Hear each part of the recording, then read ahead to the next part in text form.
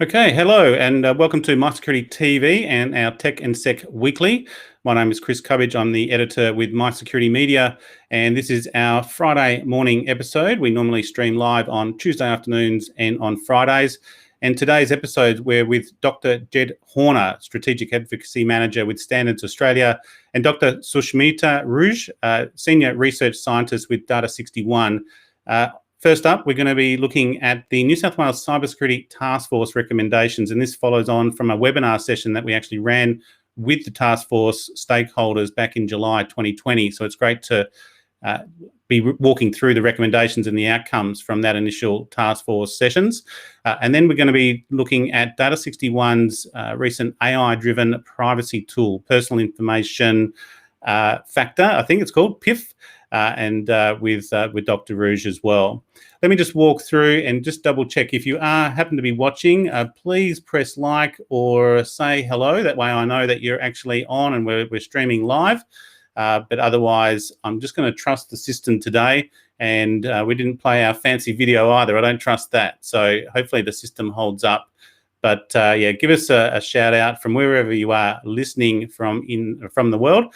And hopefully even we've got some US guests as well, given the time frame. Let me just walk through what we've been up to. As our regular audience will know, we cover aerospace and space, defence and national security, cybersecurity and critical technology in cities and infrastructure. This session will go for at least, I reckon, 45 to 50 minutes, if not the full hour. And we should be streaming on YouTube, LinkedIn, and all of our Facebook channels as well. On last Tuesday, we walked through semiconductors and the capabilities, opportunities and challenges in the global supply chain. And this came out from the University of Sydney with Professor James Rabal, and looking at, particularly this was the New South Wales Chief Scientist working with the University of Sydney and the Sydney Nano Institute. Very interesting discussion, went over the hour actually, and looking at that supply chain. And then we moved into quantum computing and quantum encryption as well with Andrew Wilson and the CEO of Cenitas. Now, Cenitas is an ASX listed company, and I don't want to kind of take credence for that, but yesterday Cenitas, the stock price went up 12%. So 1 or 2 days after appearing on My Security TV, had a nice rise. So well done to Andrew. As we said, it was always on the volume. So check out Cenitas. The ASX code is SEN. Yeah, a 12% jump in 1 day could be a good move. On Tuesday next week, it's going also the Safer Internet Day, and we did try to get the E-Safety Commissioner on. We are still in touch with her office, so hopefully we'll have her on sooner rather than later. But we've also got Craig Searle, our Director Consulting and Professional Services for the Pacific with Trustwave, and we're going to be looking at SolarWinds and a new SolarWinds vulnerabilities that have been discovered. We did cover this off with NTT Australia a couple of weeks ago as well, with John Carabin at the head of cybersecurity. So I thought it'd be a nice segue to sort of dive in. And Craig is an industry stalwart here in Australia as well, and within the region. So it's great to be catching up with Craig again. So that's a Tuesday at 3 o'clock, and I may yet have 1 or 2 other guests on as well. And then next Friday, our Friday morning session, we're going to be joined by Anthony Stevens, founder and CEO of 6clicks. They've just gone through a successful $5 million capital raise, so we'll catch up on what 6clicks is doing. And then I've got a couple of guests from the US, given that time zone. I'm looking at application-led security and some AppSec market insights from IDC with Greg Ostrowski and Stephen Elliott there. So looking forward to that. And I think that's about it in terms of what we've got coming up. I've still got some nice interviews coming up in the pipeline. We do have someone watching, so thank you. Please say hello or press like so you sort of share it around. And on later today, I'm going to try and share this out. If not, it should be out first thing Monday morning, the first of our Seagate interviews and looking at the Skyhawk surveillance hard drives. And it's great to be working with Seagate again. So there's a couple of videos there, particularly looking at video analytics and the video surveillance market. And also just recently did an interview with Genetec. So that needs to be edited, but that'll be out soon as well. So that pretty much it from the marketplace and what we're up to. The events are still starting to come in. There's some interesting reports and resources going up as well as some new products. So check out mysecuritymarketplace.com, and also welcome your thoughts on how that's developing. So look, let's dive into today's session, and just noticed I've gone on that one. So let me bring in, make sure I've got my slides sorted. Here we go. Jed Horner. Jed, great to be with you again. Thanks, Chris. It's great to be with you too. Thank you very much. Strategic Advocacy Manager with Standards Australia. We last spoke July 2020. It's amazing how fast that period went.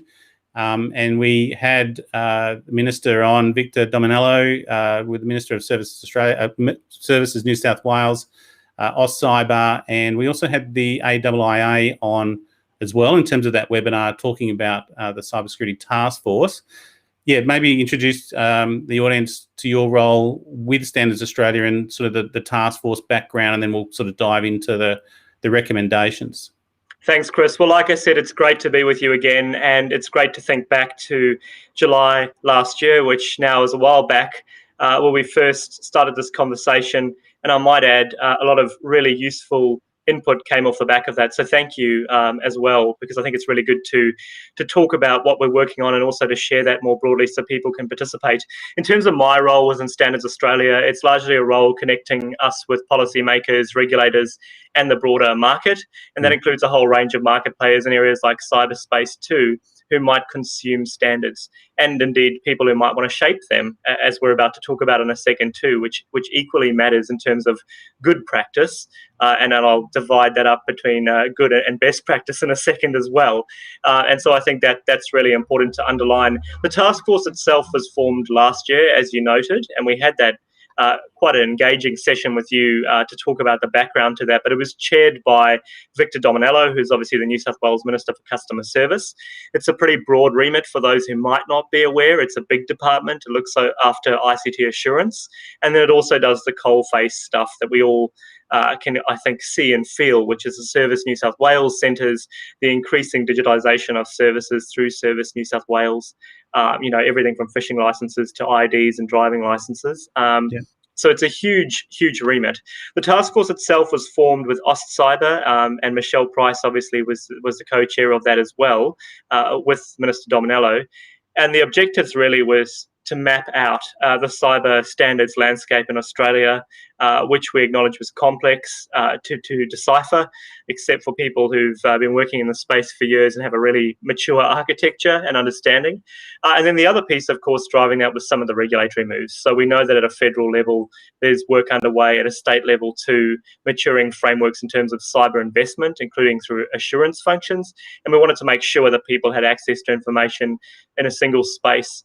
We also, and speaking quite honestly, openly, and with a degree of humility, we're also saying what needs to change. So we were asking those questions which we should all ask, whether it's in our personal lives or indeed professionally, what can change and what should get better? And that drove the task force's work. So, against the backdrop of cyber threats, which we see globally, and I'm sure you're going to cover those in future podcasts, and you already have, including instances of particular attacks and compromises, that's the background too. So there were a few key prongs as to why we did this, but the underlying factor is it was overdue. Well, the other one, you had, I think, about 18 or 20 kind of stakeholders there. Most of them were representing different industry sort of areas, and the recommendations are broken down into, I'll just quickly count them, there's 7. So digital backbone being cloud, then defence, education, energy, financial services, health, telecommunications, and IoT. I suppose, what was the maturity sort of level when you started, and what was some of those early sort of low-hanging fruit that you picked up quite early in the development of this? And you would have run roundtables and sort of industry sort of sessions as well. Yeah, how have you found that the maturity, and maybe even some of the differences in maturity between the industries as well? We hear a lot about small business sort of not having that maturity uptake as yet, or have a journey on that process. But yeah, how did you sort of tackle that across the industry sectors?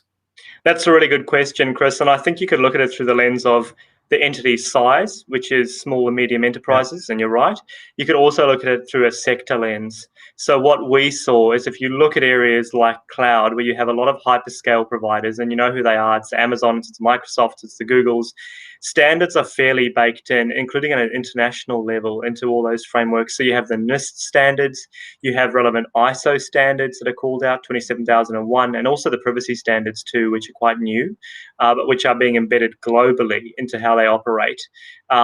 So that was really a high bar, if you will, but it's a sector where people have invested in standards. We know what they are globally, we know what the emerging ones are, and you can get a very clear picture of how you would intervene from a policy or other sense, if you need to at all. In fact, I would argue you probably don't really need to in that space. And then you go to other sectors like IoT as an example, where the terrain is a lot more complex, specifically in relation to standards, and as your viewers will be aware broadly.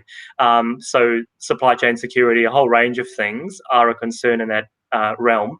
And I suppose that's very different. So you get a gradient of maturity in terms of the uptake of standards. And of course, then if you talk about entity size, it's really a mixed bag, to speak frankly. People were really engaged, major businesses, business industry associations, researchers. We were lucky to have them contribute, and they were fantastic in pointing out all the intricacies of what works and what doesn't. And you're right, there is certainly a gap when it comes to small and medium enterprises. I suppose the question really comes into play there as to what are we trying to achieve with standards. If you are just trying to impose new forms of regulation, that's one thing. But do you actually see a return on that investment? And that's an open question. We could spend billions of taxpayer dollars and see no significant uplift. We might also be misspending that and intervening heavily in areas of the market which impacts on business. So I think those questions really need to be asked. I know people talk about a cyber uplift across the board, and that's wonderful. But I think we all know that if you're running an advanced manufacturing site, if you're working in the defense supply chain, you are going to need different standards and different approaches to someone who might be operating more autonomously as a corner store. And I think that's something we really need to keep in play. I think the notion that some people propagate, and not the contributors, I might add, to the task force, that we should just have one standard or one norm, it's not a thing. It never should be a thing. It's not going to happen, and nor should it. But I suppose that's the challenge. This thing's jumping all over the place. But in fact, what I will... We can see it. Good. Okay. Let me just sort out this. There we go. So this was a standard, and in terms of the three takeaways, let me just increase this so the audience can at least see and we can talk to it. And I think this comes to where you just mentioned those gaps between sort of some enterprise in some industries versus sort of smaller enterprise in sort of less sort of prominent industries. This was the kind of the high-level three takeaways. New practical guidance material across all sectors is needed. Then revision of certain existing standards is warranted. And then considered use of standards in policy and regulatory responses is important. One of the questions I had in mind for that, and I'll just throw that up in the corner, was the gap between sort of the operational aspects of cybersecurity in terms of the business, sort of the frontline detection, prevention, and the like, versus that policy and business setting to appreciate the sort of the driver that cybersecurity has. It's a requirement now in a modern business. Was there any influence there on the implementation of the standards for the task force members in terms of what we're doing on the ground, what our IT teams are doing, what our cybersecurity teams are doing, versus what the business leaders are thinking and how they're interpreting what they're doing? Does that make sense? I hope the difference between, It does. And to speak very frankly, Chris, and viewers would know this, you would know this well too, it remains the case that people who are really knowledgeable about standards or even best practice and cybersecurity in a business are largely embedded in those technical teams. Yeah. The challenge, of course, when we come to this space is it's not about, as you rightly say, it's a business-wide perspective, which should be.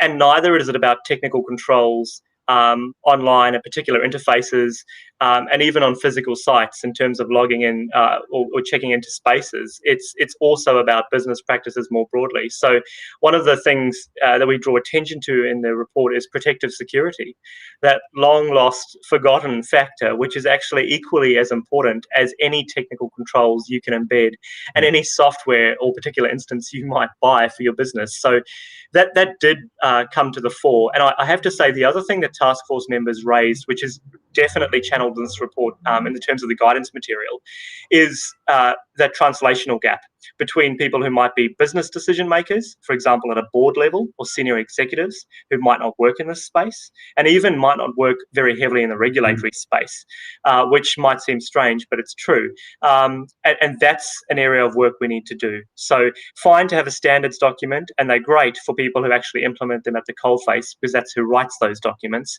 What we really do need to focus on too is that translational piece of, if I'm putting a bid together for my executive, how can I actually communicate what I'm doing in a way that makes my life easier and makes the business more secure? And I think at the moment it's fair to say people experience frustrations with that, so even though we've got the increasing focus on cybersecurity. Got it. So there was sort of discussions around language and terminology, and as you say, the translation from technical applications to how does this impact on the business, and how do we quantify it too. There's a sort of number 2 there, revision of certain existing standards is warranted. This might include where circumstances warrant a greater cyber focus, i.e. asset management, or where cyber hygiene practices evolve, presenting an opportunity to update the baseline during scheduled ISO IEC review cycles. Let's maybe talk about cyber hygiene practices. And I mentioned on Tuesday we're looking at, say, the SolarWinds vulnerabilities, where even the cybersecurity companies are being breached now and then used as attack vectors. How much sort of work needs to be done around that cyber hygiene? It's an interesting term, particularly during a global pandemic as well. And there's been a lot of linkages there between sort of general health and cyber health and hygiene. What type of standards sort of framework sits around that hygiene? And again, the defence factor talks about the cybersecurity maturity model as well, where we have to adopt. Is that sort of beyond standards and sort of adopting models? How does that work? Or what would be your interpretation of the difference between standards and sort of maturity models as well? So if I can pick up the CMMC model, the US Defence certification framework you mentioned last, that's heavily standards-based. So the maturity model there is based around controls, and it's basically a graduated model, as you would know, and as viewers probably do as well, which is quite granular. So, and that's very much reflects the way the US market works, which is it works as a standards market because businesses are very proactive. And then governments are too. And in that case, that's based on the NIST framework, but it borrows bits and pieces.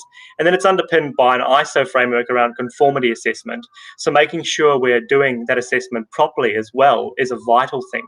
As we all know, governments can establish schemes. They can also be shocking schemes. No Australian on the call is going to have a quibble with that comment, because doing it rigorously is so important. So there's definitely the space there for standards at a granular level, and that is happening, as you said, through the US defence supply chain, and it happens extraterritorially. So it's going to reach into all those countries that are part of the supply chain. And for people who are joining us, they will know already that that's actually impacting how we build physical kit in the United States. It's not a new story, but it's far-reaching as well. And then I think more broadly, the piece around how we revise, which you alluded to, is really important. I think there's often a discussion about best practice versus standards. Not surprising, but news for people. There will always be practices that emerge at a particular point in time in relation to particular vulnerabilities and threats that are ahead of the mark by a long shot, that come out front clearly based on expertise and intelligence and the insights we gather from particular risks and vulnerabilities. That's not going to change. And to keep standards up to date to that sense would be a challenge that almost no one would rise to. So I think we need to separate those two things, that there is always good practice and there's best practice, and there's practice that happens in areas like the NSA and other areas of government, the GCSB and ASD, to use those acronyms, which we won't be privy to, which is good, but it is at the cutting edge, if you will. And then there's baseline standards, and I like to use the wording like that standards are the floor, not the ceiling. And I think we really need to return to that focus, because if we are obsessed about constantly evolving practice and publishing that and sharing that, for a business, that causes issues, because if that changes daily, for a business process, it just does not work. And then also, of course, if you're talking about things like certification and attestation, if you are constantly changing the goalposts daily or monthly, how do you make that a workable model? So what we propose in this approach is to do revisions according to the ISO timeline. It happens now. So you'll get, for example, great NIST standards which are done in the US, obviously, with their stakeholders. Particular techniques might get taken up at scale through industry globally and in the United States. And globally, as an ISO community, and Australia participates actively, we would then say, when we did a revision of a standard like 27001, standard widely used for information security or protective security standards, what do we need to now include as we do this revision? And those revisions are automatic. They happen every 5 years. So I think we're coming up soon to a revision of 27001. So to your question, how can we actually bake that in? How can we make sure that, kind of leading edge approaches are incorporated? There's a very clear pathway to that. And I prefer that model to the really messy model of, kind of daily notifications and updates where people are not going to receive that information. They will not embed that in their supply chains. And I think that's a challenge. Yeah, I do like your baseline approach. And we had, I mentioned John Carabin earlier, who said, some clients do struggle even just maintaining their own playbooks, maintaining sort of patch methods within their own network as well. And, it becomes down to resources, and you don't want that compliance-driven cybersecurity. You need to be responsive in sort of real time and use that standard as a guide and a baseline to be working from. So I think you're quite correct. Another thing, as you were speaking, during the development of this, the Australian Cybersecurity Strategy was released. How much, and I understand sort of the New South Wales Cybersecurity Strategy, I haven't seen it, to be honest. I don't know if that's still in sort of check as well, but was there any influence? Yeah, okay. So was there any sort of influence there from the cybersecurity strategy, and then also there's sort of more focus on critical infrastructure as well? And I do notice you kind of definitely deal with those key critical infrastructure domains. Absolutely. The first thing is the New South Wales strategy is still awaiting an announcement. It's in development. So I'll let the Minister speak to that. And I think your viewers will welcome that too, because he'll have way more detail. You're right, though. And there's a critical piece here with the federal government strategy. So, the cyber strategy, which was launched, but also there's a bill before the Parliamentary Joint Committee on Intelligence and Security, which is about critical infrastructure protection. It does a few things. It broadens the definition of what's critical infrastructure, which is somewhat unorthodox globally, including in relation to our allies. But we welcome, obviously, the move to strengthen cyber defences. We're all in furious agreement there. Where this work plugs in, which I think is where your question really went to directly, is exactly there. The message in this report, and it's clear at points, is we want the government to leverage some of these standards. So as a case in point, the bill proposes that companies operating, entities of national significance, so you can imagine the power and water providers, but also more broadly, they're talking about cloud and other areas, to do an all hazards risk assessment program. Risk management program. Now, obviously, as everyone on this call knows, that's broader than just cybersecurity. And the risk management framework globally, the methodology, actually came from Australian stakeholders with New Zealanders. So if you go back to the late 90s, early 2000s, there's a standard ISO 31000, which is now global, and it walks you through the methodology for risk assessment. Now, I'm not just saying that. I'm a board director too. I've done these assessments as part of governance.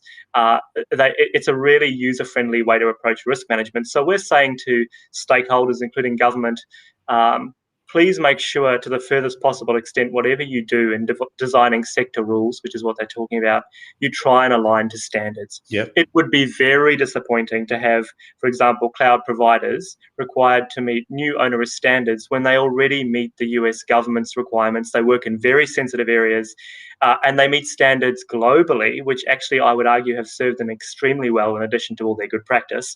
And so that's the message we have for government, is think carefully about how you can do this smartly. If we have a methodology companies are used to and they use, embed it and broaden it.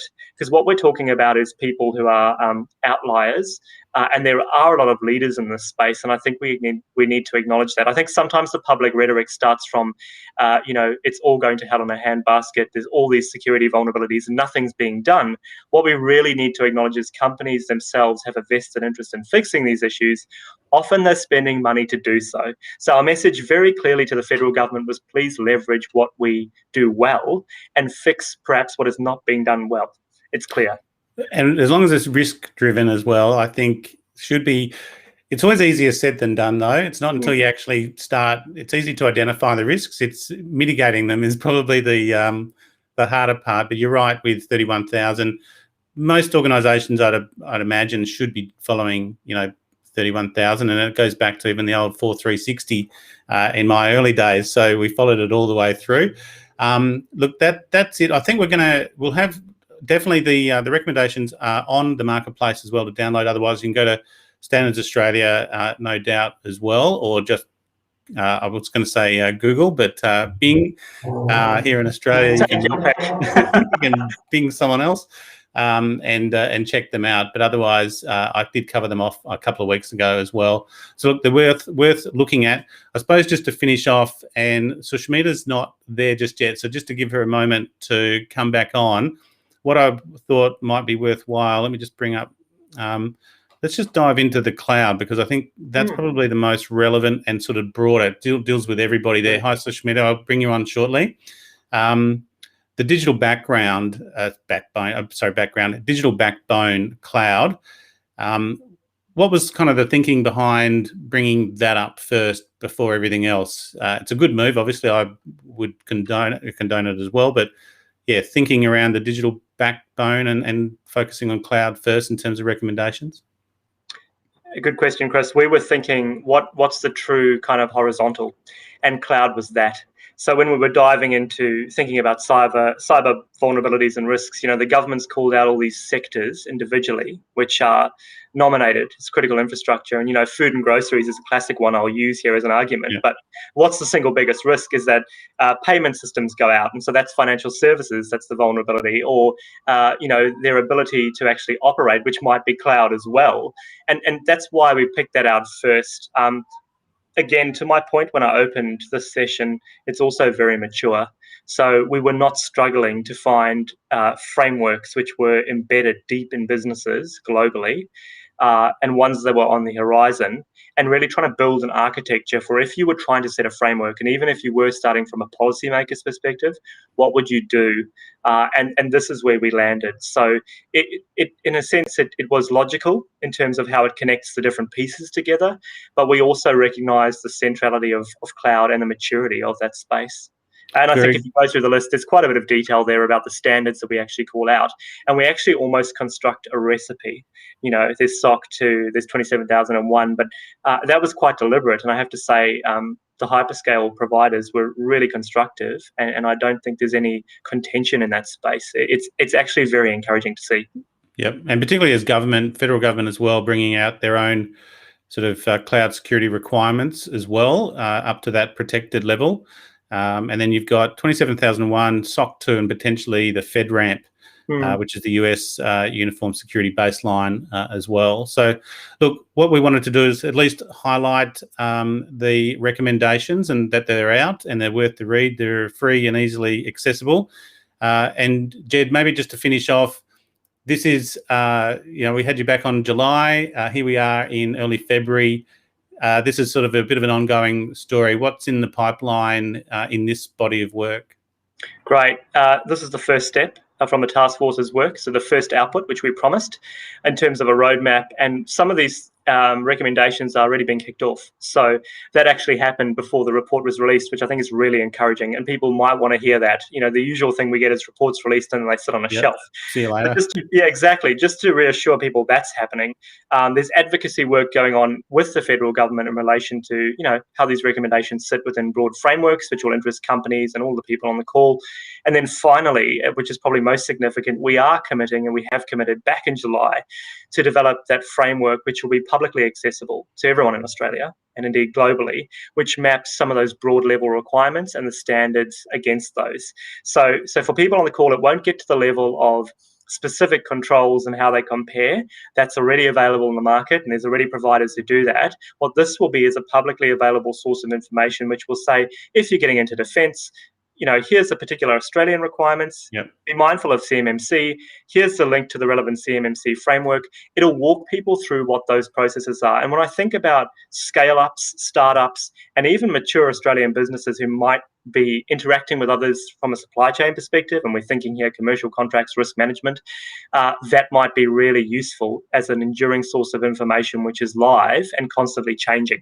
And that's probably the legacy of the task force. That work's largely been done, but as you can imagine, we're not releasing anything that hasn't been properly tested with users, because how I use that might differ to how you use it, and we want to make sure we get that right.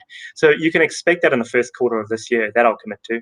Very good. Well, look, thank you so much, Jed. We understand you do have to go as well. Appreciate it. That's it from that. Don't need that anymore. Look, so Jed Horner, let me just bring up, just so for anyone watching, Jed Horner, Strategic Advocacy Manager for Standards Australia. This is the second time we've had you on. We'll have a link to the recommendations in the show notes, and also back to the July 2020 webinar that we did with the stakeholders as well. And this will be a sort of, we'll follow this as far as we can and until it goes through. Cybersecurity, it's a ongoing business, mate. We'll never run out of work for this as well. So, Indeed. Jed, thank you so much. We'll let you go. Thank you, Chris. Appreciate your time. Likewise. Cheers, mate. Bye-bye. Okay, so now let me just change over and bring Sushmita in. Dr. Sushmita Ruj, Senior Research Scientist with Data61. Thank you very much for joining us. Great to be here. Great. Thank you, Chris. Sushmita, look, thank you so much. We covered off, and we're going to be talking about, it's great to have Data61 on, obviously, as well. But this kind of caught my eye. You've released a new data privacy tool for anonymous COVID-19 tracing data and keeping that secure, and it's called Personal Information Factor, or PIF. You're the Senior Research Scientist on the project. Maybe talk us through, it's a big topic actually, I don't know where to start, whether we start with the AI tool or we start with the COVID-19 tracing data, so up to you. Okay, great. So maybe, I can just tell a little bit about PIF. Yeah, go. What exactly is personal information factor? And just to be, to start with, let me talk about, why we are doing this. And one of the use cases is, of course, the COVID-19 data. But this is a much more universal kind of a tool, which actually helps to share data. So as to protect the privacy of individuals whose data is there in the data set. And to start with, personal information factor is essentially the information content in the data set. And just imagine that if the data custodian was to release this data set, then it would reveal personal information of individuals. So the question is that when to release and when not to release. And this personal information factor is a measure of that information content in that data set, the identified data set. And what the tool does is that not only does it publishes these data in some kind of a transformed fashion, but it also evaluates the risk of re-identification. Got it. It is very, very important. Like when I want to share my data, the first thing that I ask is that, what is happening to my data? Yep. What are the risks associated? Will I be figured out in this whole list of data that is being, released? So can I ask you, is it almost reverse engineering the fact if it's released and we reverse that, can I identify that person or potential? Yeah, we don't want that to happen, right? Yeah, yeah. So the tool essentially does that, it first evaluates what happens, what are the risks. And if it feels that, the risk is low, then it releases the data. And if it feels that the risk is high, then it suggests various sorts of transformations, perturbation, aggregation techniques, so as to make this data more suitable to be released, so that it's not re-identification is not possible. So the tool does a lot more to protect the privacy of individuals. Now, this is something Data 61's been working on, but I noticed Ian Opperman, Dr. Ian Opperman, who's the New South Wales Chief Scientist, Chief Scientist, and he's also headed up, or previously headed up, the New South Wales Data Analytics Centre as well. This is all sort of a group working together on this? Because we've heard from Dr. Opperman previously about the work that they're doing with a lot of this personal data across New South Wales and in Sydney in particular. Very interesting work. But yeah, it's that anonymized information and de-identified information is a challenge, because if you join the dots, suddenly you can start to identify people, right? Yeah. So yeah, this is actually Ian Opperman's. The project actually started with that initiative of Dr.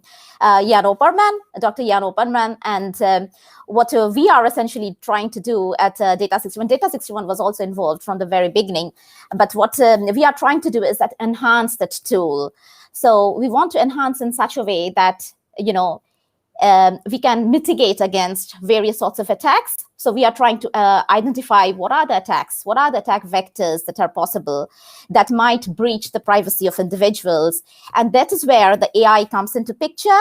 We are essentially studying what the attacks are, and can we do it in a more sophisticated way to learn from the attacks and suggest techniques to protect the privacy of the individuals. So be it aggregation, be it provably secure, provably private algorithms like differential privacy, or there could be other solutions that can help to transform the data and make it fit to be released.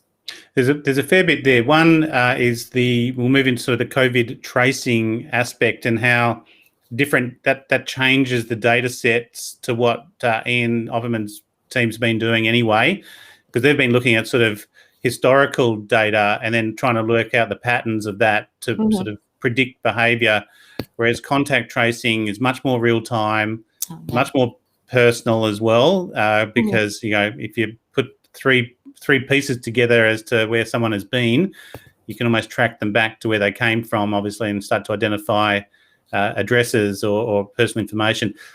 How much of a change in the data sets was this? And maybe I'll put a skeptical hat on of, was there vulnerabilities in the data sets that required an AI tool to start to drive a higher level of protection over that as well?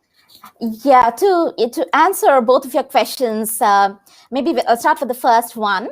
So when we consider the data, the data set, first of all, the more important thing is that when there is an attack, it might not be on this particular data set. So we are looking at a much more universal tool. It's not just limited to the COVID data set, and it isn't being attacked in this particular data set doesn't mean it is not going to be attacked in any other data set. So from a researcher's perspective, it is more important for us to figure out the attack vectors that might be more, that is more universal in nature.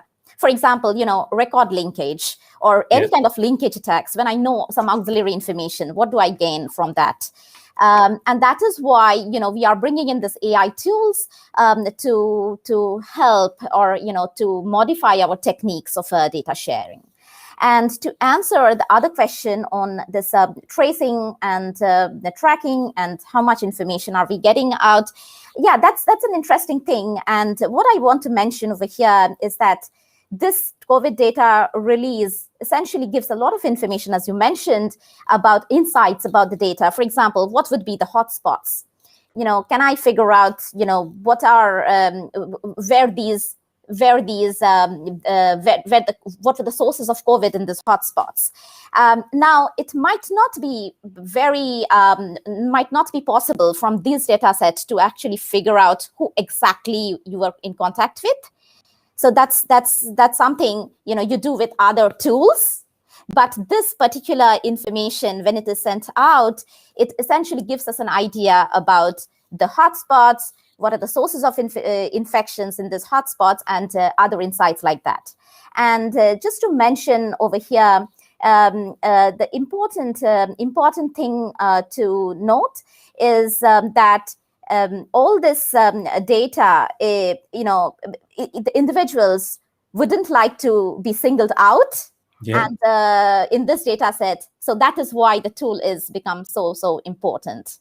So let me just double check as well, it's if that data set is sort of compromised and accessed, it's not so much what is released as a result of the contact tracing data and that information sort of identifying those hotspots, but it's if that data set is somehow accessed, and can it then be de-anonymized, right? So I know we talked to Dr. Khalid Kafar from Macquarie Cybersecurity Hub last year around the census data, and they identified a potential vulnerability and were starting to sort of identify sort of a doctor in Rosebery just from the census data as well.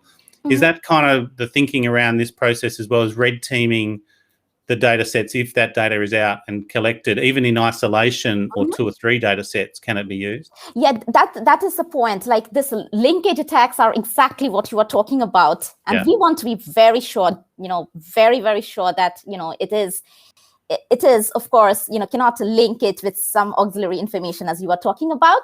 And that is why, this motivated us to actually delve deep down and try to, perfect privacy is impossible. It is a myth, but at least we can give certain guarantees, or some kind of a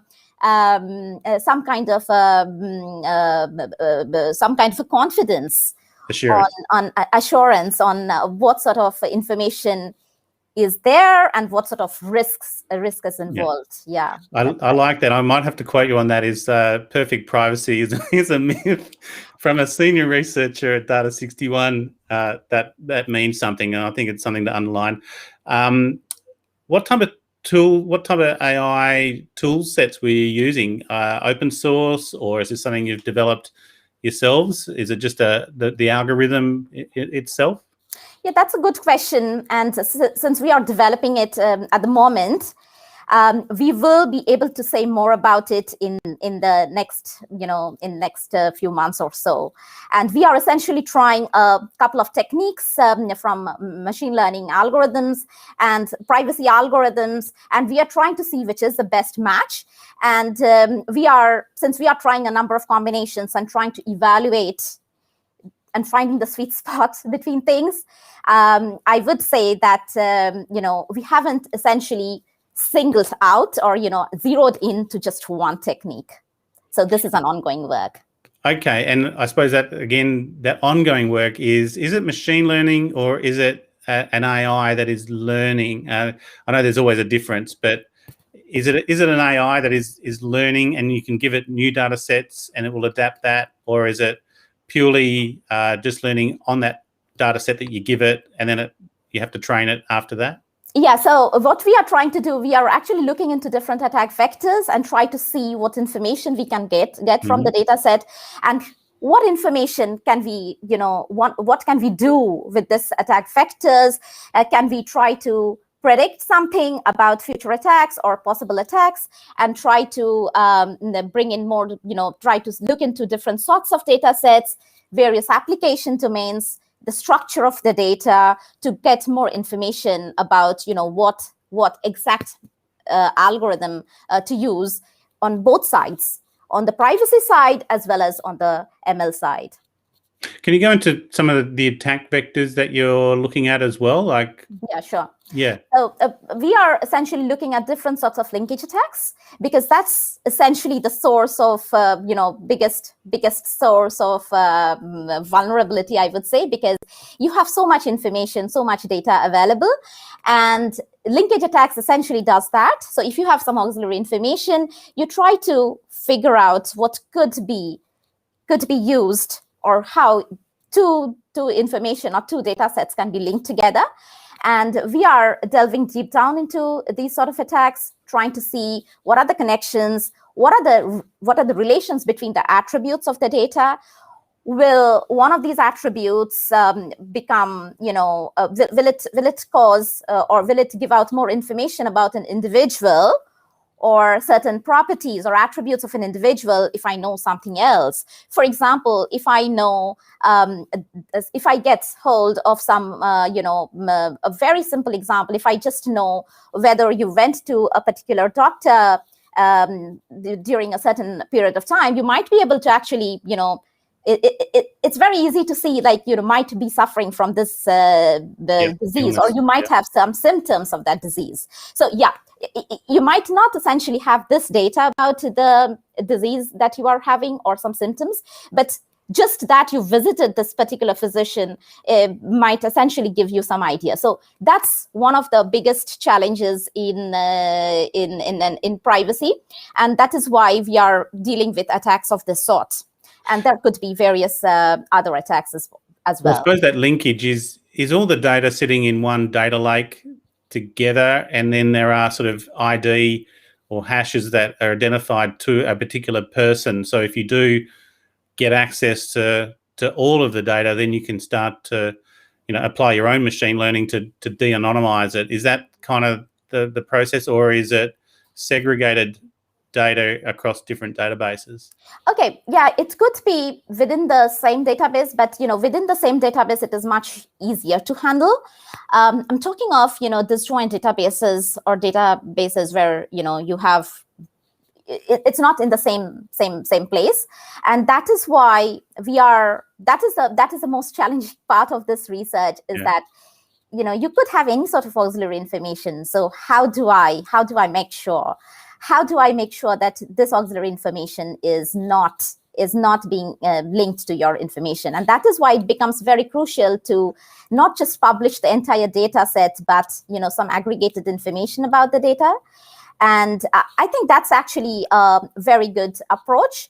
Instead of having the entire data set, you just have an aggregated information, so that an individual's data is somehow mixed up in the crowd, and you are not being able to single that person out. Well, one of the questions I had is, how real time is it? Does it slow the process down as new data is coming in all the time, particularly, say, COVID tracing, and there's an outbreak? Mm-hmm. Is it real time that it's applying this? Yes, and this is being done at the server. Server means, at the data custodian side, who is actually who holds the data and who can actually process the data in good speed. So you would actually expect that whoever is dealing with this, whoever is actually working or using these algorithms, are actually a powerful machine. So it's the server itself is the AI that's controlling all of the data. Yeah, it is the source. It has the data of the individuals, yes, and then it is using some kind of a transformation, depending upon the nature of the data sets, and the application. Okay. Was it developed specifically for COVID-19, and is it linked to the Service New South Wales app, or is it linked to the COVID Safe app? No, it's not linked with the COVID Safe app, to the best of my knowledge. The tool that we are designing at Data 61 is more generic. So it could be used, today it is being used for COVID-19 data set, tomorrow it will be used for some other data set. So okay. that was my next question. Yeah. Okay, that was my next question, because I've got here a note, wider application, including assessing family domestic violence and public transport usage. And I know that does take us back to Ian Opperman and the work that the Data Analytics Centre in New South Wales has been working on, is where state infrastructure should be getting implemented based on population requirements, and then also looking at, say, domestic violence data and child safety sort of outsets on that. And this obviously is going to be applied across all of these applications that data analytics is relevant for? Yeah, so the purpose of this tool is to look into a wide variety of applications and different structures of data sets. So yes, we do plan to use this tool not just for COVID data or domestic violence data or transport data, but any such. Is it going to be a spin out? Like, is it a tool that can be used by anybody on any other data sets? Yes, that's the plan. That's what we are aiming for and working. So you're going to package it up, in other words. Yeah. As Data 61 does, you kind of, is there a commercial pipeline for you? Yeah, we hope so. Okay, very good. Well, obviously you've been excited there, so that's good. What's your time frame on that potentially, do you think? Maybe middle of next year. Great. So maybe June or so. Okay. Well, look, I don't have any questions from the audience, and I don't know if even our chat is linked today. I didn't see anyone say hello. So if you were watching, please just click that like button or say g'day. And also, if you had any questions, we can follow up with, and I'm not saying Ruj, right? Dr. Ruj? Ruj, that's right. Beautiful. Okay, well, I guess that part. Look, I've got about 5 other areas that I could dive into, but they're pretty deep. But one thing I wanted to touch on was blockchain, as I mentioned pre-interview as well.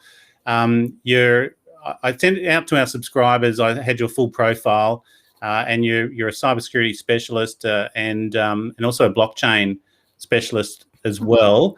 Maybe, if we don't mind, we covered off on the blockchain framework and guidelines from ISACA. We had a couple of US guests that were released recently as well. And the takeaway sort of quote from that was that if you're not looking at blockchain in 2021 as an enterprise, you're falling behind.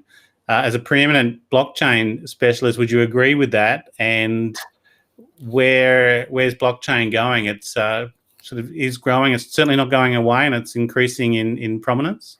Yes, definitely. It is growing in prominence. It is there. It's going to be there for a very long time, and it's going to influence the way technology is working to a very great extent. And data sharing, data provenance, and supply chain, and so on. I can just rattle off so many things. At the same time, I'm also, a skeptic about saying that put everything on the blockchain. And as a researcher, I always say that you have an application, but weigh your way out whether you are good to go on the blockchain, whether you really have a use case for the blockchain. Is blockchain going to help in some way? And I think it's something to remember all the time. Only because it is a technology available, you need not use it for anything and everything. Is it going to save you money? That's the thing, or make you money. Exactly. And also, improve things in terms of safety, security, privacy, or even transparency. Yeah. Well, you come in from that cybersecurity lens as well. The applications in cybersecurity are quite strong, you think? Or maybe, and there's always that cybersecurity, privacy, and online safety as well, as hopefully we'll cover off with Julie if she's listening. Hopefully you'll come on. What do you see the applications in cybersecurity, or is it that data provenance? Sorry, not provenance. Yeah. So there are a couple of things here. So blockchain for cybersecurity is a very important area. And maybe a couple of examples in this domain would be your domain name system, or DNS, figuring out what is the proper key management, or when you have the cryptography keys, whether they are properly managed. These are very interesting questions to be answered from the cybersecurity perspective. And there is already a national blockchain roadmap with a special focus on the blockchain for cybersecurity that is in place. And I believe that being a part of that also working group, I believe that we will come up with something very interesting, some very important use cases of blockchain in cybersecurity. Yeah. And to answer your next question on provenance, it is definitely a very important thing. Most of the blockchain applications actually started with this provenance in picture, be it the supply chain or maybe tracking down, certain, your education certificates or anything, or the data, the source of data in an IoT environment. Very interesting. So you can link it back to the user, sort of the PII, and then anything that sort of links back. So you could have your own personal blockchain, right?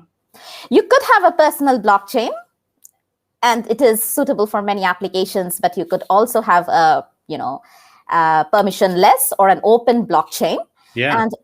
And you could also have a privacy in that open blockchain type of a situation. And that is where, the cryptographers are going on to. They are developing various algorithms like zero knowledge and so on to make things really happen on those public blockchain, but in a privacy preserving fashion. Now, you mentioned is that a national blockchain roadmap, or is that a state government, New South Wales one? Yeah, it's a national, Okay, and what's the time frame on that? What should the audience be looking out for on sort of the takeaways for that? Yeah, it should be coming up in the next few months, I believe. Yeah. Yeah, there's already a blockchain roadmap in place. Yeah. And now we have the working groups who are working on different aspects of this roadmap, and we will be, there are already surveys that are, we are taking inputs from the people, about various aspects. So this is how it might impact certain industries and how it might be applied in certain industries, right? So this is an initiative of the Department of Industry, Science, Energy and Resources. Yeah, okay.